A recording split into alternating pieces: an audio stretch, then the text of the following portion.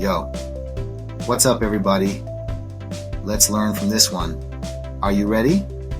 Coming at you with a list that's less top 10 vacation spots and more top 10 places you might need a bulletproof vest. We're talking about the most dangerous cities on the planet right now. Because sometimes knowledge is the best weapon you can have. So buckle up, grab your metaphorical helmets, and let's dive into the cities where danger lurks around every corner. And hey, if you live in one of these places, much respect. You're already brave just for waking up in the morning. Let us know in the comments what it's really like, because we want to hear from you. First up, we're heading down to South America, to a city that's as beautiful as it is troubled. Caracas, Venezuela. Venezuela was once wealthy, flush with oil money. But now, it's hit by an economic crisis. And when an economy collapses, crime follows. Gangs rule the streets, and the police are outgunned. But amidst the chaos, the people have incredible spirit. They're resilient and resourceful. Caracas is tough, no doubt about it.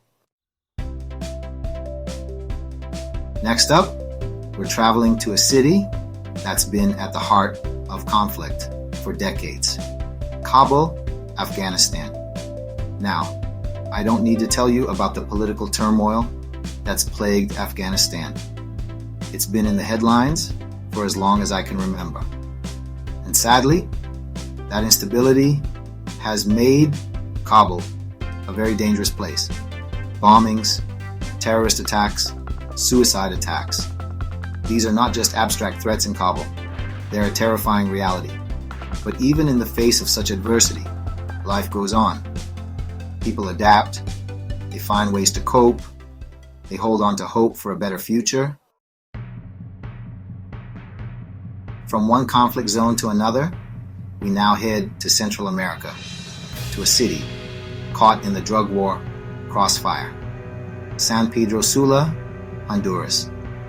Honduras sits on the drug trafficking route from South America to the United States. Where there are drugs, there's violence. Cartels battle for control, and innocent people get caught in the middle. The murder rate in San Pedro Sula is one of the highest in the world.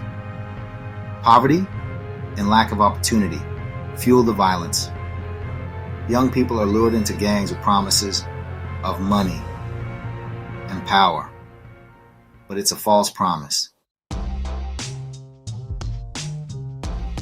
Chapter 4. Cape Town, South Africa. Paradise Lost? Our next stop takes us to a city known for its stunning natural beauty, but also for its shockingly high crime rates. Cape Town, South Africa. Now, Cape Town is a city of contrasts. On one hand, you have these breathtaking mountains, pristine beaches, and a thriving tourist industry. But on the other hand, you have townships plagued by poverty, unemployment, and gang violence. And that violence spills over into other parts of the city, making even affluent areas unsafe. Carjackings, armed robberies, and murders are sadly commonplace in Cape Town. It's a real shame because Cape Town has so much to offer. Chapter 5. Rio de Janeiro, Brazil. From carnival to crisis. From the beaches of Cape Town, we fly to another iconic coastal city, but one grappling with its own set of challenges. Rio de Janeiro, Brazil. Rio, the city of samba, sunshine, and, well, sadly, also significant danger. You see, Rio is a city of extremes. You have incredible wealth and abject poverty existing side by side. Drug gangs control many of Rio's favelas, the city's sprawling slums, and the police, often outgunned and outmaneuvered, struggle to maintain control. Tourists are often warned about the dangers of straying into the wrong neighborhoods. Chapter 6, Ciudad Juarez, Mexico, where fear rules the border. Our journey now takes us north to a city that's become synonymous with the drug war violence that plagues the US-Mexico border, Ciudad Juarez, Mexico. For years, Ciudad Juarez was considered the murder capital of the world. The cartels fought brutally for control of the drug trafficking routes, leaving a trail of bloodshed in their wake. While the violence has subsided somewhat in recent years, it's still a city where fear is palpable. Chapter 7, Mogadishu, Somalia, a city rebuilding from the ruins. Our next stop takes us to the Horn of Africa, to a city that's been ravaged by decades of civil war, Mogadishu, Somalia. For years, Mogadishu was synonymous with anarchy and violence. The collapse of the Somali government in the early 1990s led to a power vacuum that was quickly filled by warlords and militias. While the situation has improved somewhat in recent years, with a fragile government trying to assert its authority, Mogadishu remains a very dangerous place. Terrorist attacks, particularly by the Al-Shabaab militant group, are a constant threat. But even amidst the ruins, there are glimmers of hope. Chapter 8, Baghdad, Iraq, Scars of War, Echoes of Violence. From one war-torn city to another, we now head to the Middle East, to a city that's known as the cradle of civilization, but which has also witnessed unimaginable violence, Baghdad, Iraq.